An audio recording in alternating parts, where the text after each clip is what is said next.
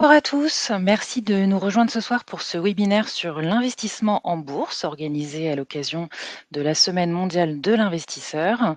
Je suis Pauline Stragier, je travaille à l'autorité des marchés financiers au sein de la direction des relations avec les épargnants et de leur protection. Et je suis accompagnée ce soir de Valentin Yel, qui travaille dans la même direction que moi, et j'espère de Véronique Guisquet-Cordoliani, secrétaire générale de l'association Place des investisseurs, qui a quelques soucis techniques pour se connecter. J'espère qu'elle nous rejoindra en cours de route. Nous sommes ensemble pour environ 45 minutes. Si vous avez des questions, n'hésitez pas à les poser via la fenêtre qui se trouve à droite de votre écran. Nous essaierons d'y répondre à la fin du webinaire. Vous recevrez aussi après le webinaire un email qui vous permettra de le voir en replay. Et avant d'entrer dans le vif du sujet, je vais prendre 2 minutes pour vous présenter ce que l'AMF fait pour les épargnants. Donc la protection de l'épargne, c'est au cœur des missions de l'AMF et la direction dont nous faisons partie avec Valentin. Nos équipes sont là pour vous informer et vous accompagner dans vos décisions d'investissement, l'objectif étant de permettre à chacun d'investir en toute connaissance de cause. Cette mission, elle passe par différents canaux d'information qui sont à votre disposition. Entre autres, il y a l'espace épargnant sur le site de l'Autorité des marchés financiers, sur lequel vous pouvez trouver de nombreux articles, des guides, des simulateurs, beaucoup d'outils pratiques pour vous aider à vous informer et à prendre vos décisions. Vous pouvez aussi suivre les comptes de l'AMF sur Facebook et sur Instagram pour retrouver des contenus pédagogiques. Et l'AMF propose également un service de prévention des arnaques qui s'appelle AMF Protect Épargne et qui permet notamment de consulter les listes noires avant d'investir. L'AMF répond aussi aux questions des épargnants avec une équipe dédiée qui traite plus de 10 000 demandes chaque année et elle propose un service de médiation. C'est une équipe de juristes qui vous accompagne si vous rencontrez un litige avec un professionnel. La démarche est totalement gratuite, ça se fait à l'amiable et en toute confidentialité. Et en 2023, l'équipe de la médiation a traité plus de 2 000 dossiers, donc c'est assez conséquent. Enfin, on organise régulièrement des événements pour les épargnants, comme des webinaires comme ce soir, pour, ne pas les louper et pour être informé des prochains événements. N'hésitez pas à vous inscrire à la newsletter que nous diffusons tous les 2 mois. On va maintenant entrer dans le vif du sujet et tâcher de répondre à cette question: quels sont les bons réflexes pour investir en bourse? On va essayer de vous donner quelques conseils pour bien démarrer. Alors, la première chose avant de se lancer dans l'investissement, c'est de disposer d'une épargne de sécurité. C'est un matelas de sécurité dans lequel on peut puiser pour les imprévus. Par exemple, si vous avez besoin de remplacer un équipement ménager ou de réparer un véhicule en panne, vous pouvez aussi vous en servir pour un achat coup de cœur. L'idéal, c'est d'y consacrer 3 à 6 mois de revenus et évidemment de le remettre à niveau dès que vous piochez dedans.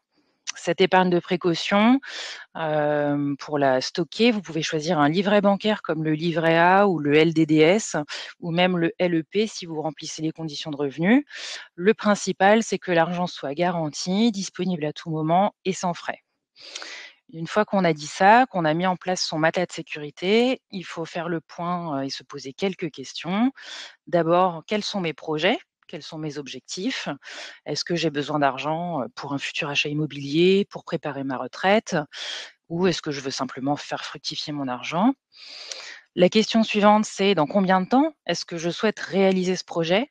1 an, 5 ans, 10 ans ou même plus longtemps si vous pensez, carrément à la retraite? Si votre horizon de placement est court, alors mieux vaut ne pas se lancer en bourse parce que le risque serait trop important. Mais si vous avez un objectif à long terme, vous pouvez envisager les placements financiers.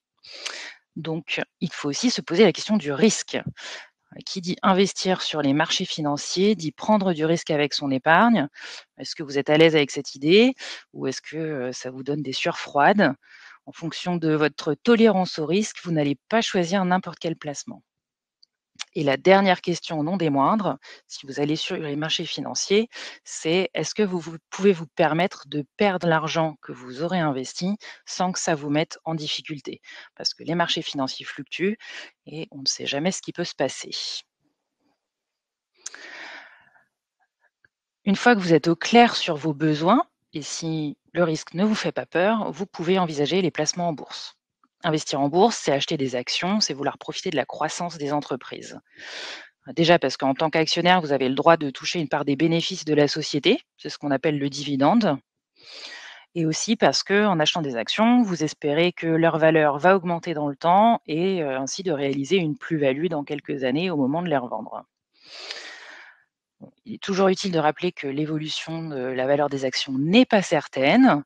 Ça va dépendre de nombreux facteurs, des facteurs externes à la société, le contexte économique mondial, régional, politique ou même sanitaire. On l'a vu il y a quelques années déjà. Il y a aussi ce qui se passe au niveau du secteur d'activité de la société. On n'est pas à l'abri de l'apparition d'une nouvelle technologie qui pourrait tout bouleverser.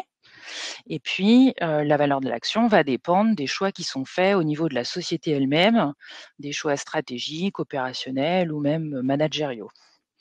Donc il n'y a pas de boule de cristal. Personne ne sait ce qui va se passer, dans 1 an, même à plus court terme, et il faut bien se renseigner avant de se lancer. Mais ça, on va en reparler un tout petit peu plus tard.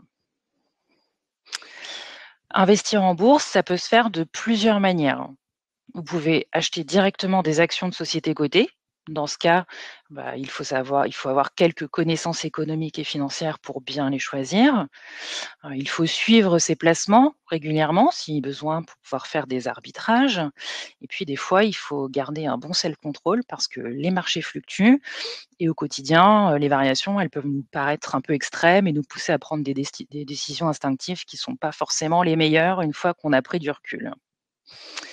Et si vous n'avez pas le temps, l'envie ou les connaissances pour gérer un portefeuille, d'actions, et bien dans ce cas-là, vous pouvez vous tourner vers des placements collectifs comme les fonds ou les ETF par exemple. Là, c'est un professionnel qui va gérer l'épargne en sélectionnant lui-même les titres dans lesquels investir. Mais ça ne vous dispense pas de vous renseigner sur l'univers d'investissement du fonds. Au contraire, il y a énormément de fonds et d'ETF très différents. Il faut absolument savoir ce dans quoi vous investissez, quel est le niveau de risque que vous prenez, quels sont les frais qui vous seront facturés, etc.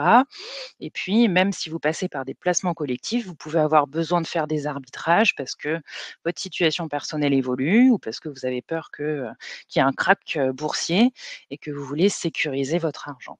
Donc ce sont les 2 façons d'investir, en actions cotées en bourse. Donc ça, c'est un petit peu les questions qu'on se pose et ce qu'on regarde avant d'investir. Une fois qu'on a décidé de se lancer, il y a quelques règles d'or à respecter, pour que tout se passe le mieux possible. La première des règles d'or, c'est de bien s'informer. Je l'ai déjà dit plusieurs fois, on va le redire plusieurs fois, personne ne peut prédire l'avenir et savoir comment va évoluer le cours d'une action ou même de n'importe quel autre actif financier. Donc il faut réussir à se forger sa propre opinion sur le prix d'une action à un instant T et son potentiel de hausse dans le futur. C'est facile à dire, mais ça peut prendre du temps, ça peut être un peu plus difficile à mettre en œuvre. Donc le meilleur conseil qu'on puisse vous donner, ça va être de croiser vos sources d'information. Les premières sources d'informations auxquelles on pense, ça va être, celles qui sont émises par la société cotée, ces communiqués de presse, les documents officiels, les documents réglementaires comme le document d'enregistrement universel qui contiennent beaucoup, beaucoup d'informations. Mais vous pouvez aussi lire ou écouter la presse économique et financière dans laquelle on va trouver des avis d'analystes. Il y a aussi la presse spécialisée sur les secteurs d'activité de la société. Regardez si, tous les avis qui sont exprimés, vont dans le même sens ou pas. Prenez du recul par rapport à ce que vous entendez, par rapport à ce que vous lisez. Demandez-vous si, les arguments, vous paraissent solides.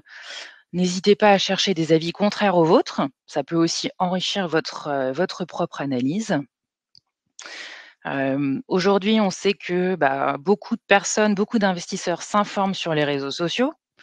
Tout n'est pas à jeter évidemment, mais si c'est pour vous une source d'information, principale, faites toujours attention à la personne qui émet une opinion. Demandez-vous si elle a un intérêt particulier à le faire, si elle est sérieuse, si elle est indépendante. Vérifiez si ses arguments sont construits et sont fondés sur des éléments tangibles. Vraiment, savoir s'informer, c'est la clé pour faire les bons choix d'investissement et pour pas investir de manière impulsive et prendre des mauvaises décisions, par peur, par exemple, de manquer une opportunité. Une autre règle très importante, ça va être de diversifier son épargne. Diversifier, ça veut dire choisir des placements qui n'évoluent pas dans le même sens et au même moment. Ça permet de limiter les risques de la globalité de ses investissements. On peut diversifier en choisissant des placements différents, des actions, des obligations, de l'immobilier ou même des cryptos, de l'or. Et au sein d'une même famille comme les actions, on va investir dans plusieurs sociétés sur différents secteurs d'activité et idéalement sur différentes zones géographiques. Comme ça, si par exemple le secteur des transports connaît des difficultés, eh bien vous allez continuer à profiter de la croissance d'entreprises du secteur de la santé ou de l'énergie en fonction des investissements que vous avez choisis. Donc diversifier, ça veut dire gérer un portefeuille de plusieurs titres de différentes sociétés. Et là encore, si vous n'avez pas le temps ou les connaissances pour le faire, les placements collectifs, les fonds, les ETF, ça peut être une bonne solution pour accéder à des placements qui sont bien diversifiés à l'origine. Autre bon réflexe, c'est d'investir de manière régulière. Mettre la même somme d'argent, par exemple tous les mois sur un placement, c'est le meilleur moyen de lisser les effets de la fluctuation des cours. Certains mois, vous allez peut-être acheter, investir, arriver sur les marchés alors que les cours sont au plus haut, mais ça va être compensé par d'autres mois où finalement vous allez arriver quand les cours seront plus bas et au final on lisse son arrivée sur les marchés financiers. L'investissement comme ça, régulier, automatique, ça évite aussi de se poser l'éternelle question: «Est-ce que c'est le bon moment pour investir?» Personne n'a la réponse. Et on en parle de plus en plus, souvent sur les réseaux sociaux, on parle de DCA, le dollar cost average. C'est tout à fait ce principe-là, l'investissement régulier automatique dans des ETF par exemple. Et aujourd'hui, la plupart des courtiers en ligne et des applications d'investissement proposent en fait ce type de formule. Vous mettez en place des virements qui se font tout seuls et voilà, c'est automatique. On n'a plus à y penser et on est parti pour de longues années d'investissement sur les marchés financiers. Voilà un petit peu pour, le décor, général. Je vais passer la parole à Valentin qui va aborder des questions un petit peu plus pratiques. Merci Pauline, bonsoir à tous. Donc, on va directement aborder finalement ce qui est un ordre de bourse. Aujourd'hui, comment on peut qualifier un ordre de bourse? En fait, tout simplement, c'est une instruction qui est donnée pour acheter ou vendre un titre financier.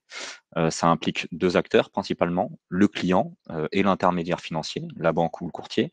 Et un ordre de bourse est composé de trois points clés à avoir en tête qui peuvent déterminer finalement l'ordre en lui-même. C'est le prix, la quantité et la date d'exécution souhaitée. On distingue principalement deux types d'ordre de bourse. Le premier, ça va être l'ordre au marché, qui est finalement une instruction donnée par l'investisseur à son courtier pour acheter ou vendre immédiatement un titre au meilleur prix disponible sur le marché. Alors attention dans la manière dont on exécute, hein, finalement, dont on manie plutôt un ordre au marché, il y a un risque associé qui est d'acheter à un prix très élevé ou de vendre à un prix très bas en fonction de l'offre, et la demande à l'instant T. Le second ordre de bourse qu'on retrouve, principalement, il s'agit de l'ordre à prix limité. Cette fois-ci, c'est une instruction donnée par un investisseur pour acheter ou vendre un titre à un prix spécifique ou meilleur que le prix, spécifique fixé. Donc contrairement à l'ordre marché, qui lui se réalise immédiatement au meilleur prix disponible, l'ordre à prix limité, lui, ne sera exécuté que si le marché atteint ou dépasse le prix fixé par l'investisseur. Le risque associé à ce type d'ordre, c'est qu'effectivement, il vous protège au niveau du prix, mais il risque de ne pas être exécuté, ou en tout cas pas exécuté entièrement si le prix n'est pas atteint.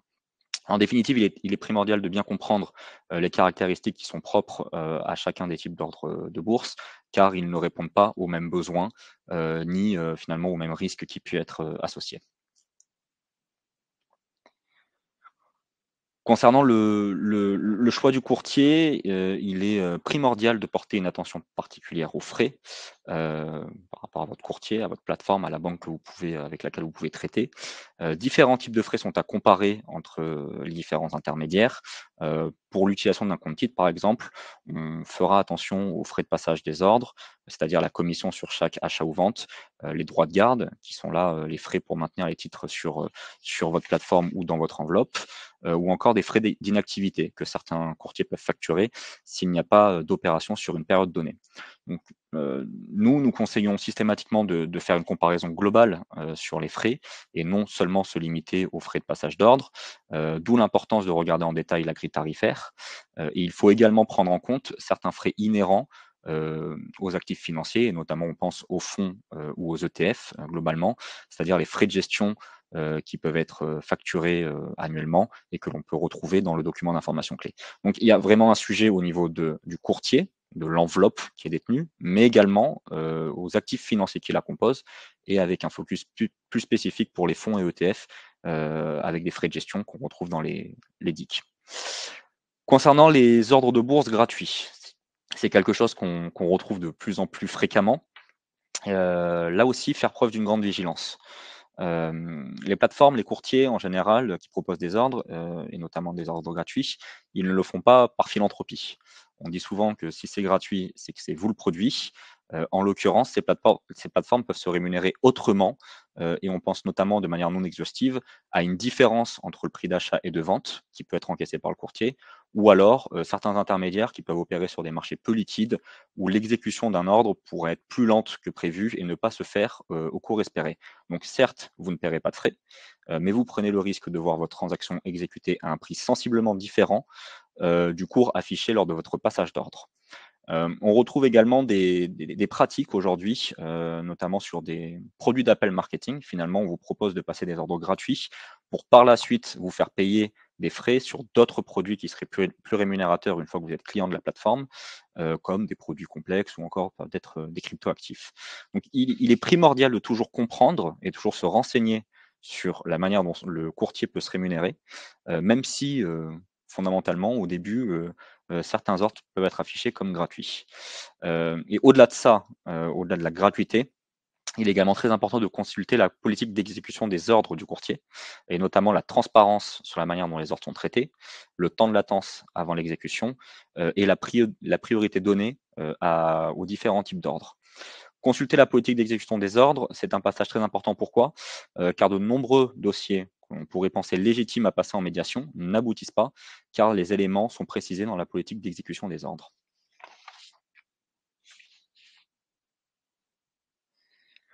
Concernant le choix de son intermédiaire financier et après coup de l'enveloppe d'investissement, pourquoi la vérification est cruciale dans le choix de son courtier?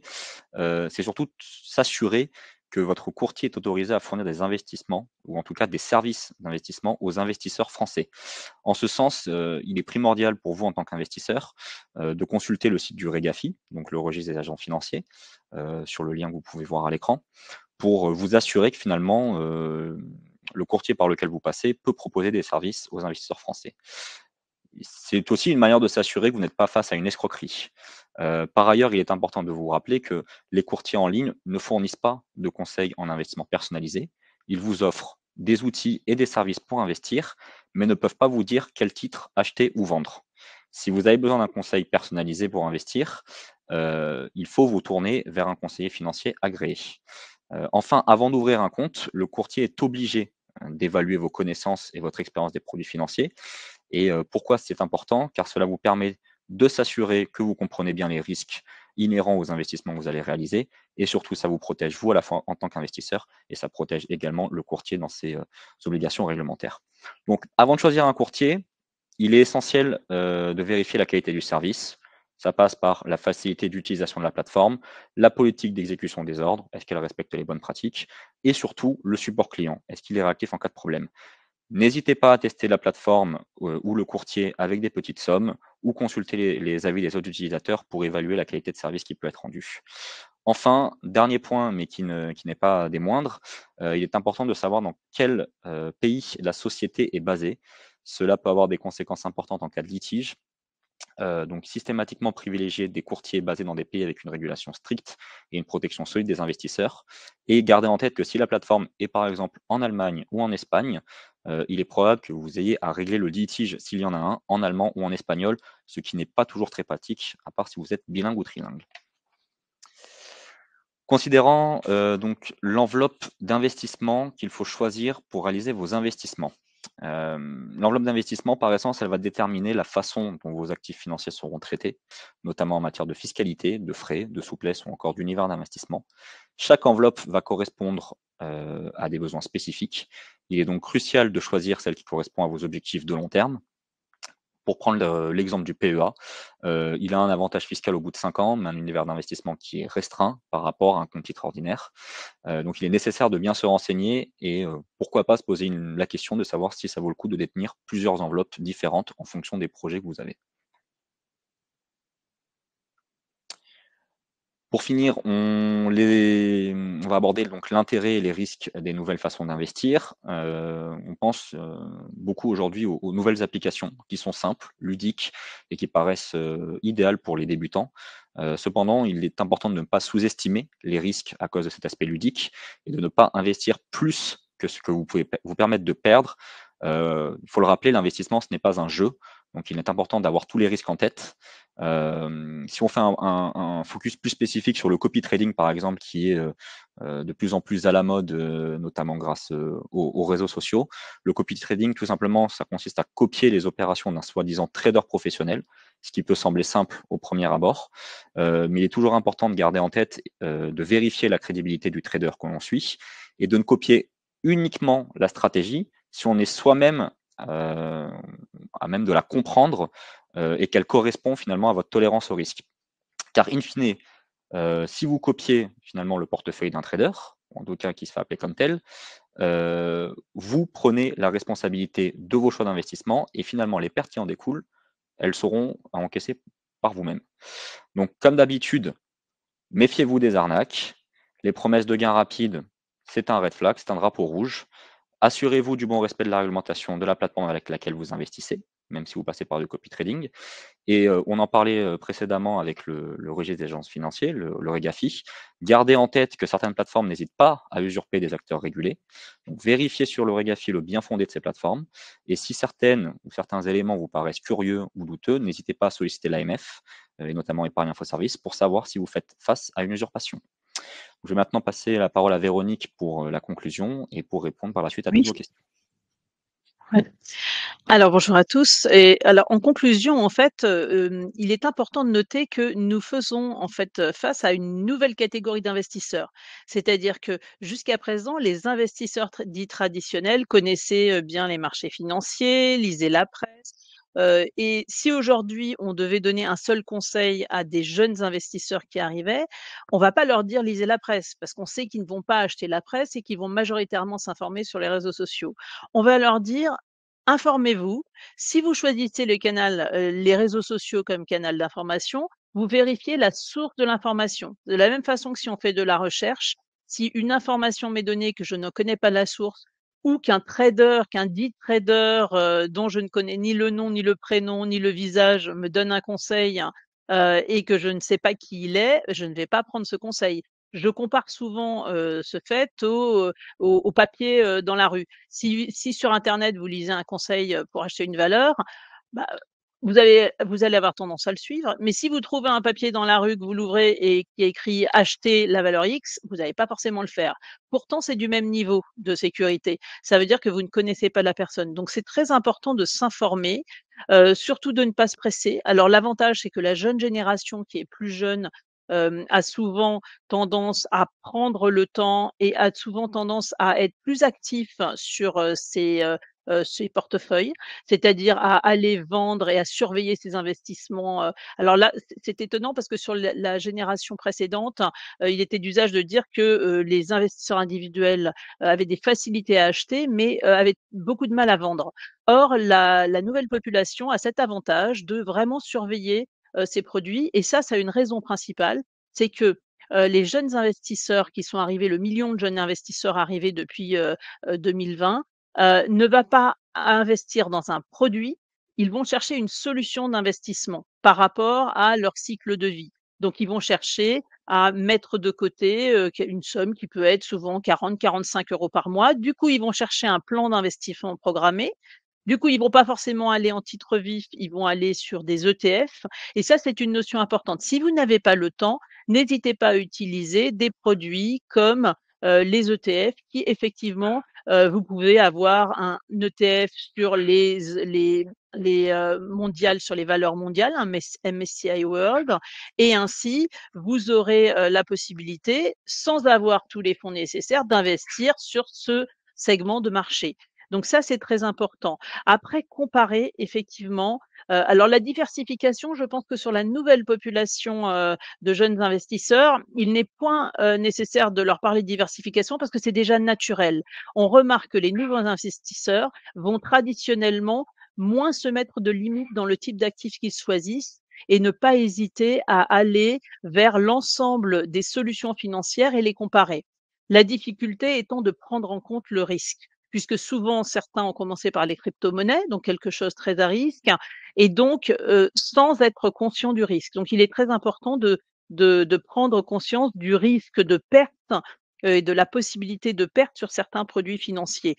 On le dira jamais assez, si on ne comprend pas, on n'y va pas, quel que soit le produit, et on n'est jamais pressé d'investir. C'est-à-dire si quelqu'un vous presse en vous disant: «Ce produit, il faut absolument l'acheter, la fenêtre d'investissement, ça termine demain», mieux vaut rater une opportunité qui a toutes les chances d'être une arnaque que de commencer. Alors pourquoi on vous dit tout ça en fait? Je pense que nous faisons face à une nouvelle catégorie d'investisseurs.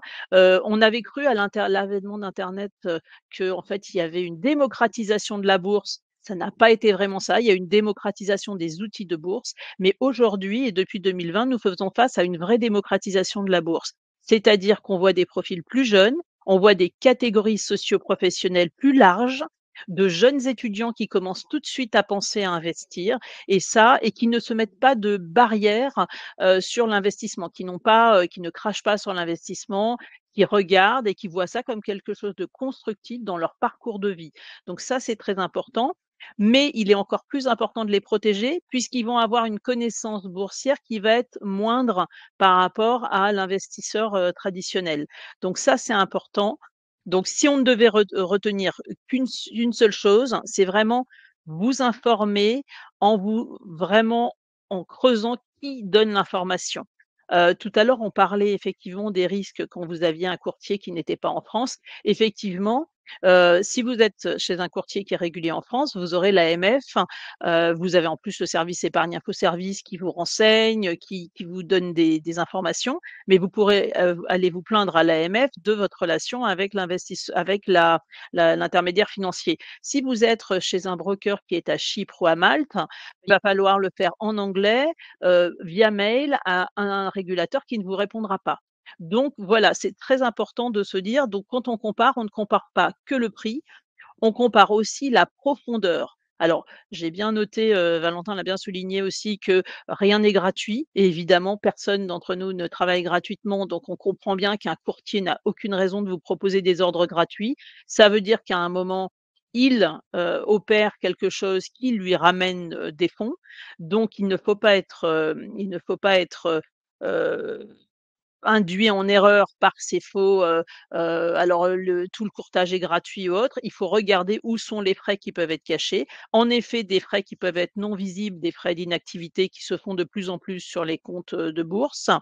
Mais surtout, après quand vous allez sur des produits gérés comme, des OPCVM, des SICAV et des fonds communs de placement ou, des ETF, vous regardez toujours les frais de gestion et pas simplement les frais d'entrée. Parce que les frais de gestion, pour des OPCVM par exemple, vous payez les frais d'entrée une fois, mais les frais de gestion, vous les payez tous les ans et en plus vous ne les verrez pas vraiment puisqu'ils sont pris dans la valeur liquidative du titre. Donc voilà, l'idée c'est, ne pas se laisser avoir, attention aux arnaques, être conscient du risque sur lequel on est et puis à partir du moment où vous êtes une nouvelle population, n'hésitez pas à aller vous informer. Alors je sais que sur TikTok, il y a beaucoup de choses qui se passent. En plus, on a beaucoup de chance parce que hier vient d'être lancée par l'autorité des marchés financiers une grande campagne d'éducation financière pour les jeunes investisseurs. Et alors, pour avoir vu les 1res vidéos, hein, on est à la découverte des mystères, d'Investipolis, avec quelque chose, d'assez, amusant, avec de la BD, avec des choses qui parlent vraiment aux jeunes générations et donc si vous êtes un actionnaire individuel jeune, n'hésitez pas à aller voir, à vous connecter, à aller voir, sur le site internet de l'AMF. Vous aurez les liens et vous aurez le communiqué de presse et n'hésitez pas aussi, si vous êtes un investisseur traditionnel, à y amener vos enfants, vos petits-enfants parce que, la culture boursière, ça se transmet aussi. On ne transmet pas que des fonds, on transmet des valeurs et des façons de fonctionner. Voilà. Merci Véronique pour ces mots très intéressants en conclusion. On va prendre quelques questions avant de terminer ce webinaire, donc n'hésitez pas à nous les poser en bas à droite de votre écran ou peut-être juste en bas de votre écran si vous êtes sur un téléphone. Je vais commencer par une question de Thierry qui nous demande s'il faut acheter des SICAV ou des ETF plutôt que des actions. Et ben, ça va vraiment dépendre, Thierry, de ce qu'on disait tout à l'heure. Est-ce que vous avez le temps pour sélectionner, gérer vous-même un portefeuille d'actions? Est-ce que vous avez aussi, Véronique l'a un petit peu abordé, est-ce que vous avez les moyens d'acheter par exemple, parce qu'aujourd'hui il y a des titres qui valent assez cher à l'unité, hein. Il y a des titres de grandes sociétés dont je ne donnerai pas le nom, mais qui valent plusieurs centaines d'euros à l'unité. Si vous voulez investir dans ces grandes sociétés américaines dans les secteurs de la technologie très souvent, ben, ça peut être assez cher à l'entrée. Donc, dans ces cas-là, les ETF, les placements collectifs, ça peut être une solution pour s'exposer à ces sociétés-là, tout en quand on dispose quand on dispose pas du capital pour acheter une, deux ou plusieurs actions de ces sociétés. Donc, ça peut être vraiment un moyen de diversifier, de vraiment diversifier vos placements. Mais c'est un choix que vous faites, si vous avez envie, de gérer un portefeuille d'actions, c'est vraiment, en fonction de vos besoins et de votre capacité d'investissement, en fait, qu'il faut vous poser la question. Si je peux ajouter, Vas-y. Pauline, mais si Ouais. si si, si, Thierry a envie, de s'exposer sur les marchés indiens qui sont un marché assez porteur actuellement, ça va être très difficile pour lui d'aller acheter une valeur indienne D'acc sur place avec les frais de transaction qui alors qu'acheter un ETF exposé sur un panier d'actions sur l'Inde, ça va être beaucoup plus facile et ce sera beaucoup plus facile à suivre. Voilà. On a d'autres questions un petit peu techniques. On nous demande ce que sont les ventes à découvert. Est-ce que, Valentin ou Véronique, vous voulez vous lancer là-dedans? Bah, je vais y répondre en essayant de vulgariser au possible, parce qu'on est quand même sur une notion qui est assez technique. Vraiment, pour schématiser, la vente à découvert, c'est une stratégie d'investissement qui va permettre à un investisseur de parier sur la baisse du prix d'une action, d'un autre actif financier, mais on parlera plutôt d'action dans notre cas présent. Ça peut paraître contre-intuitif au premier abord, mais si je devais résumer, on va dire, 4 étapes clés dans la vente à découvert, ce qui va se passer, c'est qu'un investisseur finalement qui veut parier, parce qu'on est là, on en est sur un pari de la baisse du prix d'une action, lui, il ne possède pas les actions. Donc, il va les emprunter à un autre investisseur via un courtier. Une fois que ces actions sont empruntées, l'investisseur va vendre immédiatement au prix actuel du marché les actions empruntées en espérant que la valeur baisse dans le futur. Et surtout, in fine, racheter dans une troisième étape, si l'action baisse comme prévu, racheter les actions à un prix inférieur à celui auquel il les a vendues et les rendre finalement les actions empruntées à l'investisseur de départ. Donc la différence entre le prix de vente initial et le prix de rachat correspond finalement au profit qu'a pu générer l'investisseur. C'est très important d'avoir en tête quelque chose quand on fait de la vente à découvert ou qu'on veut se lancer dessus. C'est quelque chose qui est très risqué parce que c'est un pari sur une baisse. Et que si le prix des actions venait à monter au lieu de baisser, contrairement à un achat classique d'actions, la perte maximale, elle est limitée quand on est sur un achat d'actions finalement. Mais quand on est dans une vente à découvert, les pertes, elles, peuvent être illimitées si le prix des actions continue à grimper sans s'arrêter au lieu de baisser comme effectivement prévu au moment de la prise de pari. Donc c'est quelque chose à manier avec une énorme précaution. C'est un process qui est extrêmement technique, qui là non plus n'est pas gratuit, hein, parce que quand vous empruntez finalement des actions à quelqu'un, il y a un coût aussi à payer. Voilà, donc à manier avec beaucoup de précaution. Je ne sais pas si Véronique, tu voulais rajouter un petit commentaire. Alors, en fait, quelqu'un qui s'intéresserait, à la vente à découvert, moi, je conseillerais plutôt d'aller voir les produits Varan. Parce que vous avez des puts Varan, alors c'est un produit un peu plus technique, mais c'est un produit où ce qui me rassure moi pour l'investisseur, c'est que la perte est limitée et c'est qu'on ne risque pas de perdre sa chemise parce qu'effectivement, si on vend à découvert une action qui tout d'un coup a une bonne nouvelle et grimpe, au sommet, la personne peut perdre énormément d'argent. Alors que s'il va sur un varan, voilà, la perte sera limitée. Donc je préfère dans ces cas-là qu'il passe par un produit qui va être plus complexe peut-être à comprendre, mais plus sécuritaire pour la personne. Merci à tous les 2. Véronique, je te propose de répondre à Eric qui veut savoir comment est-ce qu'on sait quand les dividendes sont versés après avoir acheté une action?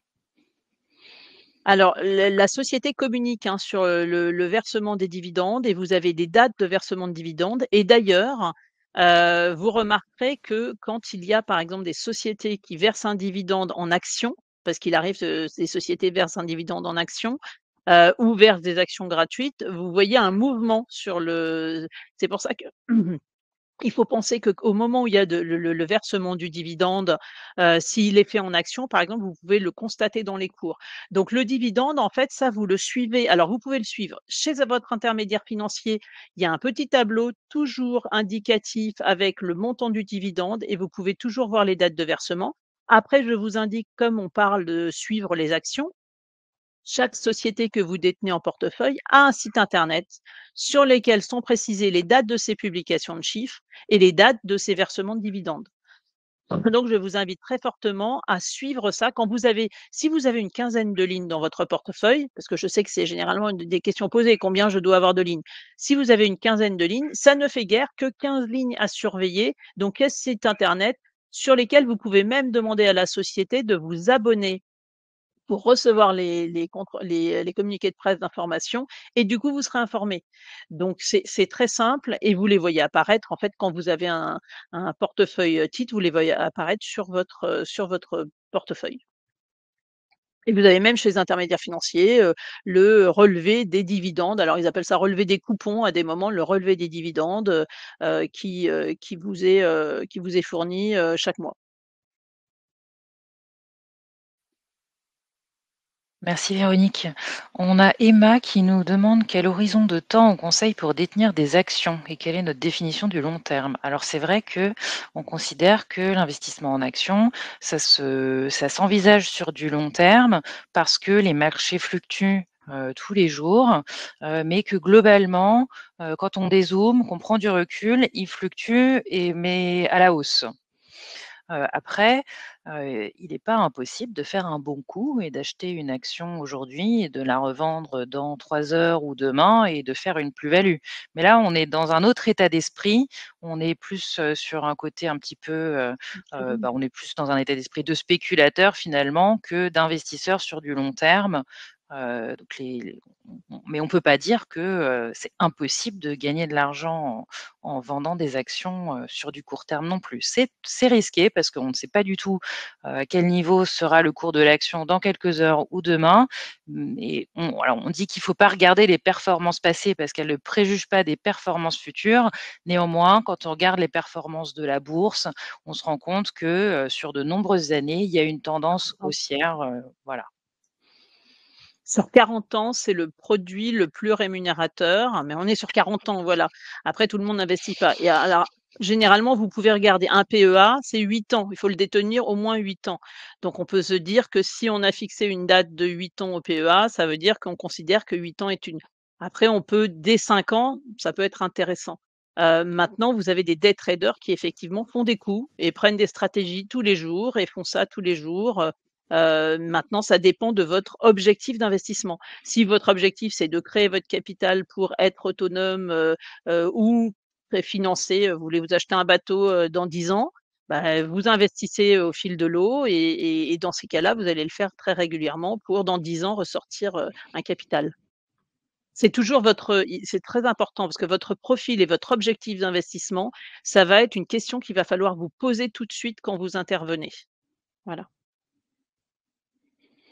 Merci Véronique. On a une question alors Valentin a parlé de 2 types d'ordres de bourse qui sont, ceux qu'on retrouve le plus couramment, mais il en existe d'autres et on a une question sur l'ordre à seuil de déclenchement. Alors Valentin, est-ce que tu veux expliquer en quoi ça consiste? Oui, pas de souci. Alors en fait, l'ordre à seuil de déclenchement, il est peut-être plus connu sous d'autres noms.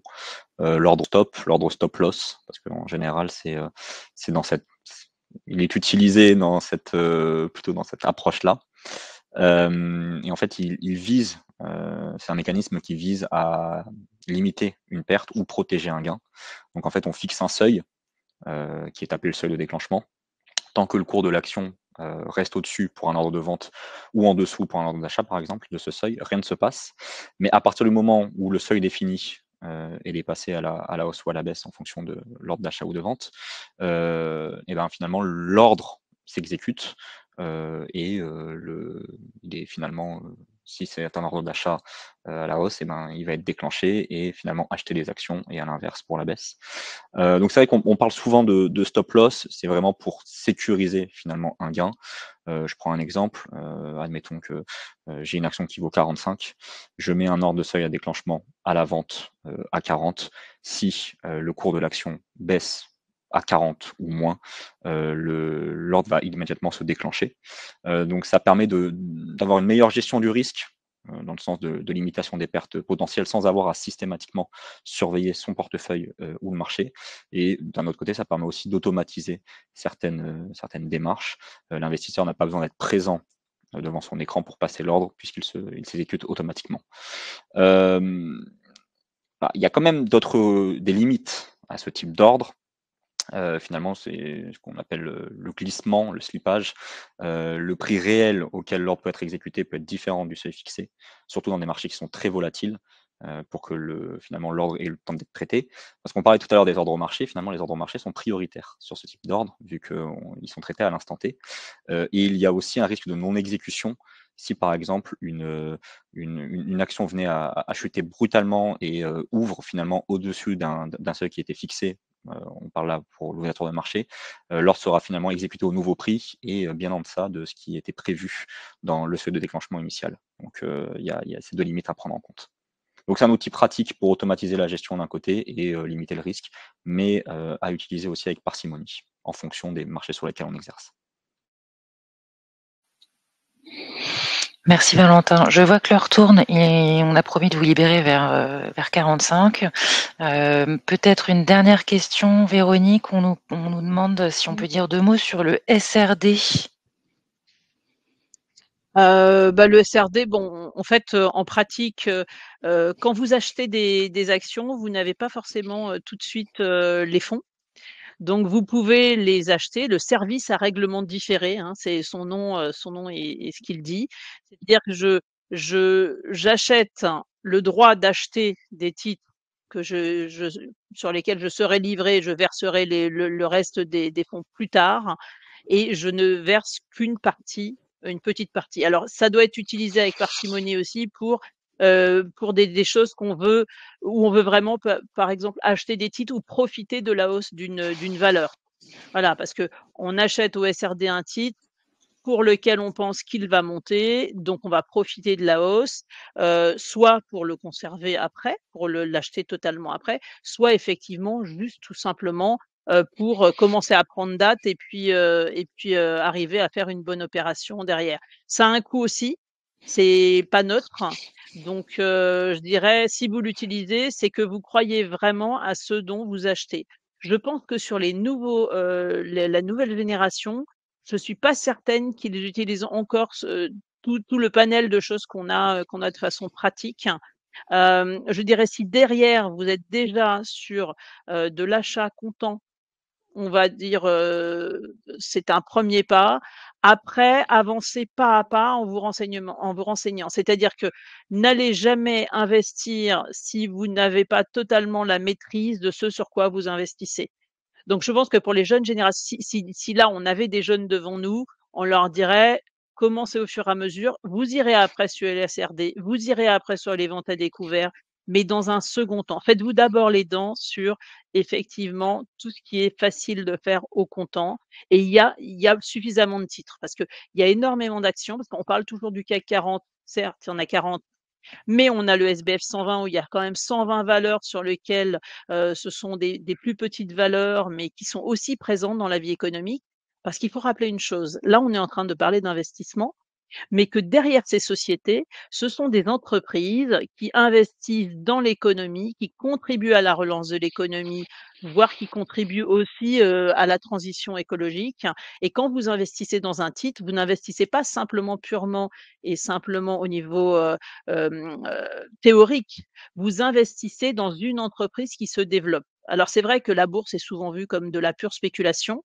Donc on dit: «Oui, voilà, les gens, spéculent en bourse, on parle de licenciement boursier, on accuse la bourse de tous les maux. Mais en fait, la bourse, particulièrement pour les petites et moyennes valeurs, ça correspond à des financements d'entreprises qui souhaitent se développer. Et quand vous intervenez sur, particulièrement des petites et moyennes valeurs, vous accompagnez des valeurs qui font de la création de notre tissu économique, qui développent le tissu économique et qui contribuent à la croissance française. Française ou à l'étranger d'ailleurs, hein, pas que française. Voilà. Merci Véronique pour, ces derniers mots. Je propose qu'on s'arrête ici. On n'a pas pu répondre à toutes les questions, je suis désolée. Il y avait beaucoup de questions très intéressantes et très pointues pour certaines. Merci Valentin, merci Véronique.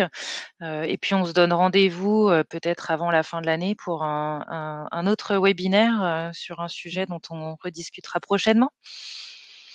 Bonne soirée à Bonne tous. semaine de l'investissement. Voilà Merci, et rendez-vous sur, Investipolis tout à fait. de l'AMF. Bonne soirée à tous, au revoir. Bonne soirée.